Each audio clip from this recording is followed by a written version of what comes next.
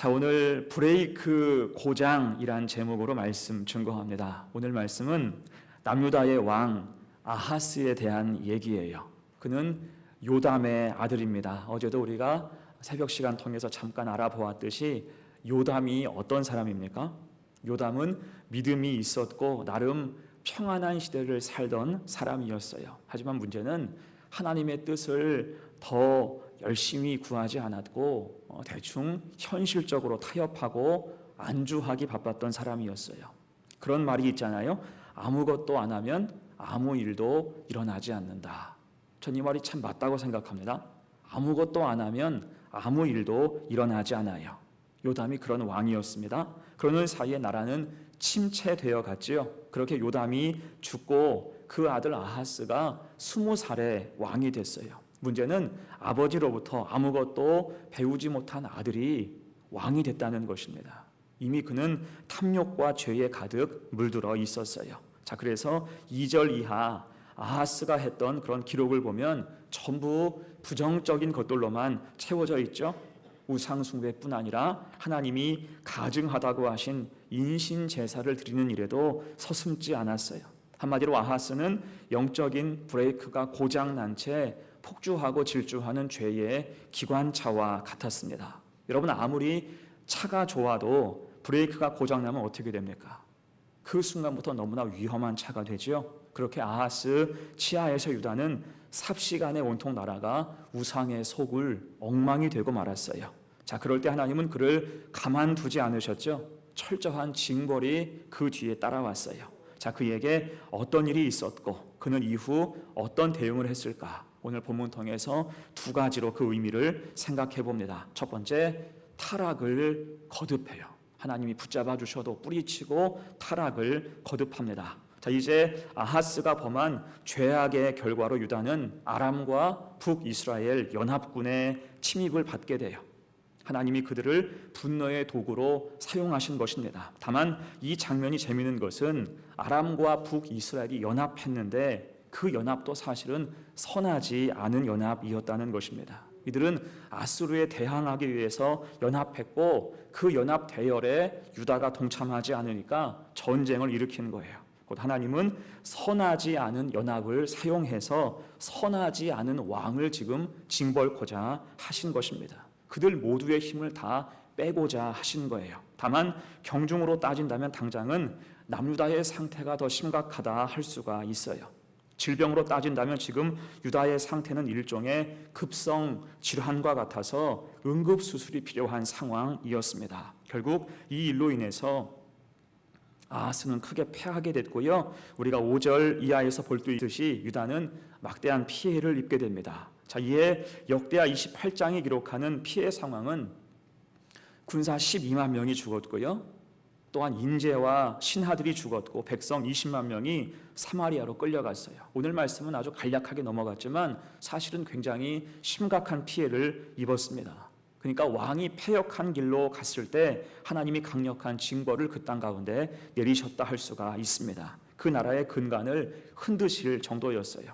자, 이쯤 되었으면 아하스는 왕으로서 정신 차려야 마땅하지요. 이제라도 하나님 앞에 겸비하게 회개해야 할 것입니다. 하지만 문제는 아하스가 그런 생각이 전혀 없었다는 거예요. 무식하면 용감하다 그런 말처럼 영적으로 무지하니 깨달음도 전혀 없었어요. 그가 오히려 어떻게 했습니까? 아하스가 다급하게 아수르 왕을 찾아가요. 하나님이 아니라 아수르 왕을 찾아가서 의지하는 것입니다. 7절 보세요. 아하스가 아수르 왕 디글랏 빌레셀에게 사자를 보내 이르되 나는 왕의 신복이요 왕의 아들이라. 이제 아람 왕과 이스라엘 왕이 나를 친히 청하건대 올라와 그 손에서 나를 구원하소서. 어떻습니까? 지금 아하스는 아수르 왕에게 선물과 뇌물을 보내면서 급히 사신을 보냈어요. 그러면서 아수르 왕을 향해서 신하를 자청하고 있고요, 자식을 자청하고 있어요. 살려달라고 고개를 조아리고 지금 싹싹 빌고 있는 거예요. 여러분, 아무리 일이 급해도 지켜야 할 일이 있고 또한 일의 순서가 있잖아요. 이를테면 우리가 농사 지을 때 아무리 가물어도 씨앗은 먹지 않잖아요. 아무리 가물어도 씨앗은 먹지 않습니다. 그래야 다음을 기약할 수 있기 때문이죠. 자, 그런데 지금 아하스는 성전과 왕궁 곳간을 털어서 아수르 왕에게 모두 예물로 보냈어요. 그리고 고개를 조아리면서 이방 왕의 신하이며 자식임을 자처했습니다. 당장 눈앞에 위기에 급급해서 그 나라의 자존심과 근간까지 다 팔아먹는 것입니다. 자, 그런 의미에서 지금 아하스의 가장 큰 문제가 무엇입니까? 원인 파악이 안 되는 거예요. 지금 이런 일들이 왜 일어났는지, 지금 왜 전쟁이 일어났고 이런 위기 상황 속에 빠졌는지, 이것이 모두 불신앙의 문제이고 하나님 주신 징벌임을 전혀 모르는 거예요. 진단이 전혀 되지 않는 것입니다. 그러니 헛된 곳에서 헛된 궁리만 하고 만 것입니다. 빗나간 지점에서 바른 길로 돌아와야 되는데 빗나간 지점에서 더 빗나간 길을 택하고 만 것입니다. 마치 그의 현실은 시편 49편 20절의 말씀과 같지요.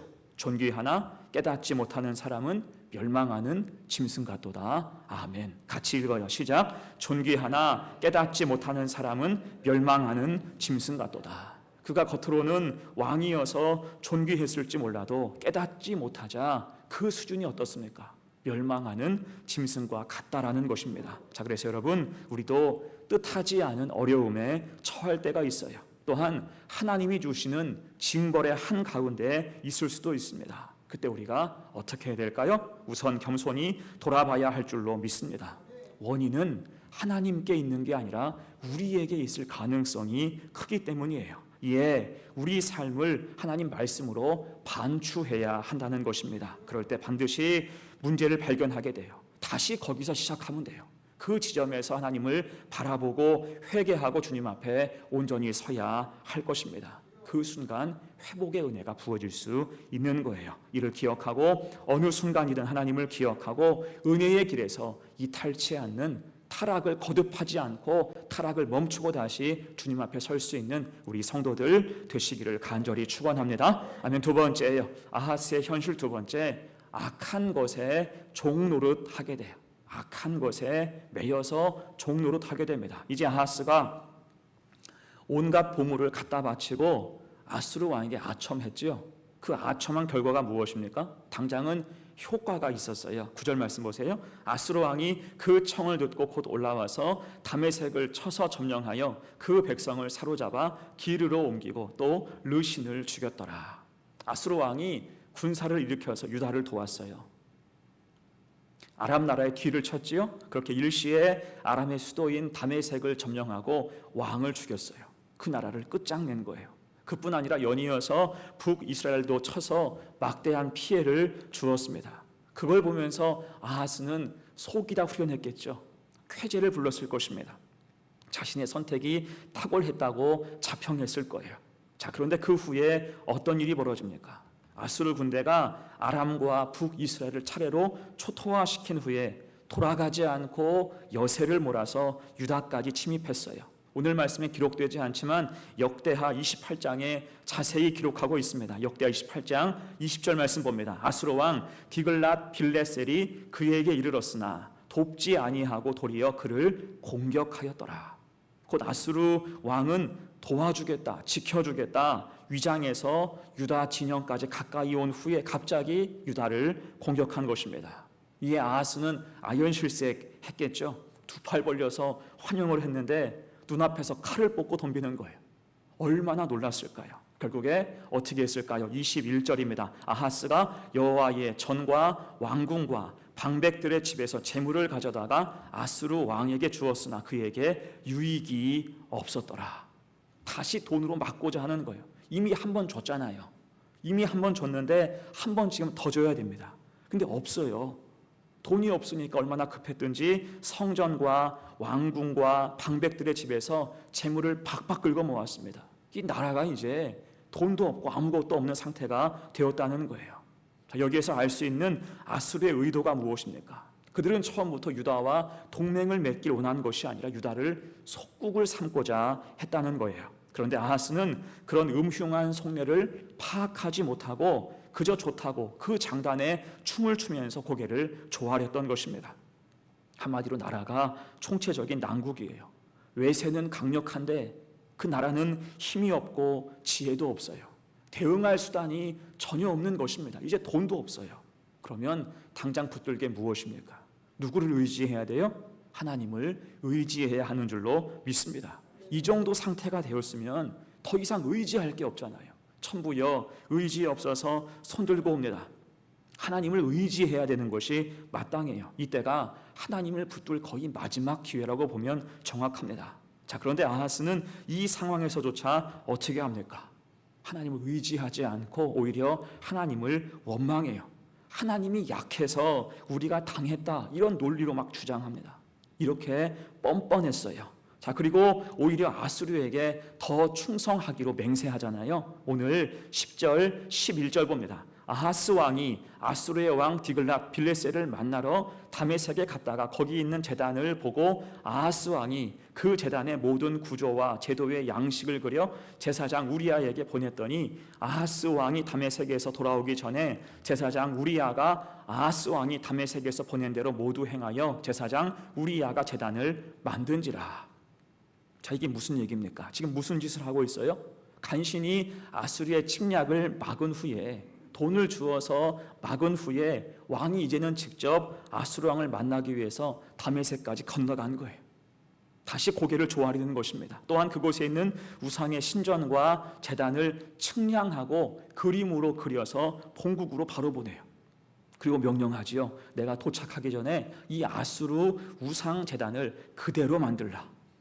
아니, 무슨 선진 문물도 아니고 최첨단 기술도 아닌 우상 제단을 똑같이 모사해서 만들되 속히 만들 것을 지금 명령한 것입니다.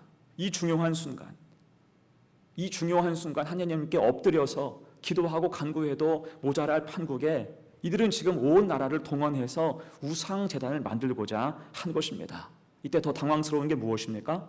이 일의 책임자가 누구예요? 제사장이었다는 거예요. 그의 이름이 우리아였지요. 여호와는 빛이시다. 얼마나 이름 좋아요. 우리야, 여호와는 빛이시다. 하지만 그는 그 이름의 뜻을 무색하게 아하스의 수족이 되어서 직접 우상 제단을 만드는 것을 감독했습니다. 여러분, 본래 제사장의 역할이 무엇입니까? 제사장은 하나님과 백성들 사이를 중보하면서 백성의 신앙을 잘 지도하고, 또한 왕이라 해도 그릇된 길로 나아갈 때 회개하도록 이끌어야 되는 사람이었어요. 곧 왕도 함부로 할 수 없는 신앙에 자긍심이 있는 사람이 제사장이라는 거예요. 하지만 지금 이 사람은 어떻습니까? 세상 권세에 취해서 고결한 사명은 다 망각하고 왕에 수족되어서 그 죄악에 동조하며 타락의 길을 함께 갔다는 거예요. 그럴 때 아하스는 완성된 우상 제단을 흡족히 여겼고 우상에 대한 제사를 열심히 합니다. 12절 13절 보세요. 왕이 다메섹에서 돌아와 제단을 보고 제단 앞에 나아가 그 위에 제사를 드리되 자기의 번제물과 소제물을 불사르고 또 전제물을 붓고 수은제 짐승의 피를 제단에 뿌리고. 자, 지금 아하스는 하나님께 올려드릴 제물을 누구에게 바치고 있어요? 우상의 제물로 바치는 것입니다. 또한 14절 말씀을 보니까 솔로몬 왕 시절에 만든 놋제단의 위치도 옮겨놨어요. 하나님이 명령하신 위치가 다 있잖아요. 근데 그것조차 자기 마음대로 옮겨놓게 시켰어요. 한마디로 우상의 제단을 중앙에 두고 볼 때 자꾸 성전의 다른 기물들이 눈에 걸리는 거예요.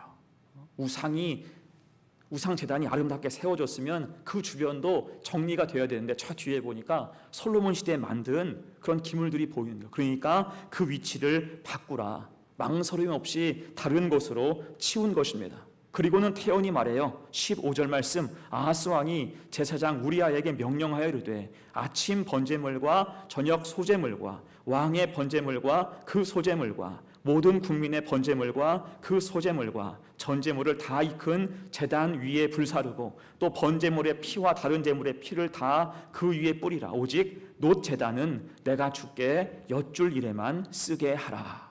여러분, 이게 무슨 뜻이냐면 이제 앞으로 우상 제단에서 주로 제사를 지내겠다, 그런 말이에요. 대신 치워놓은 여호와의 제단은 나중에 쓰겠다, 나중에 하겠다라고 말하는 것입니다. 여러분, 내가 나중에 할게 이런 말을 하는 사람 치고 제때 하는 사람 봤습니까?